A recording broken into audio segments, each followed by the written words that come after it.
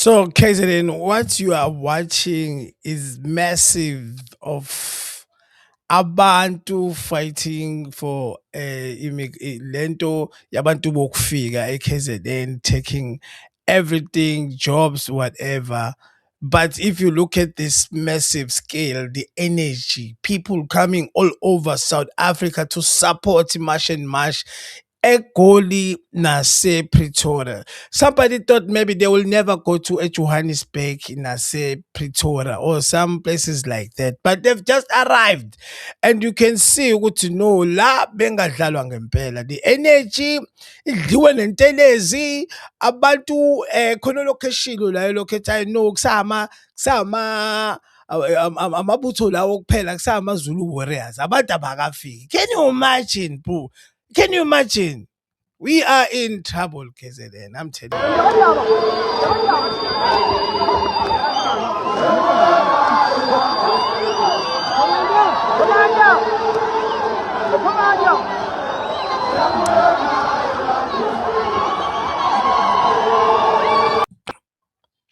Yabona mengibuka abantu abangaka, it tells you ukuthi baningi kakhulu abantu eSouth Africa abanganawo umsebenzi. Over 32.9% people are not working. Now if ufila ubona like izwe lakho liqhaphazwa abantu bokufika and wena awusebenzi, this is the only thing you can do. Angiblame umuntu mina la. They have to do this. Ayikho enye indlela mfethu.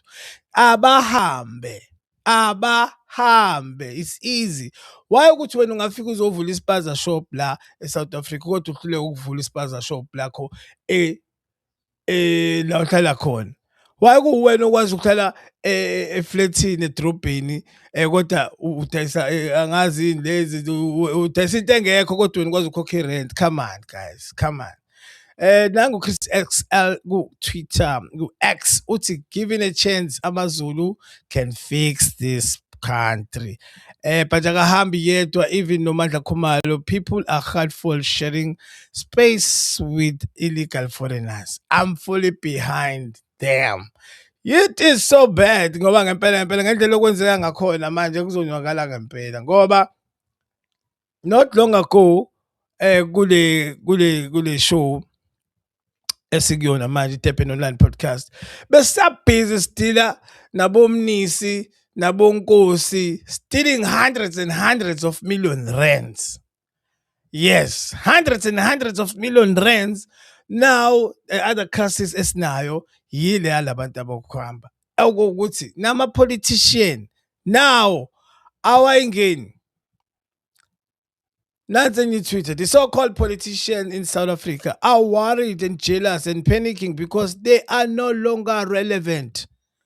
The masses are doing it without them. Their masters gave them millions of rands to manage us, but now they are failing. Hell with them. This is a very nice, very good statement. I don't want to lie to you. The masses are out already.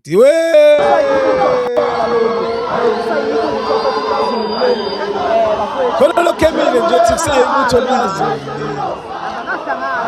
Hayi.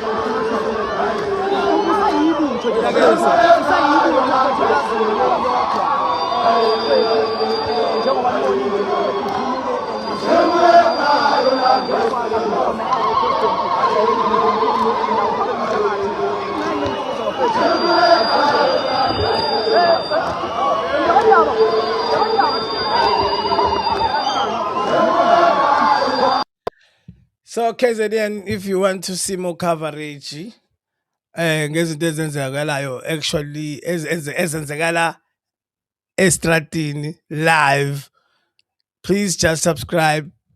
Make sure you comment in the comment section, like and share, because the mainstream media won't show you these things.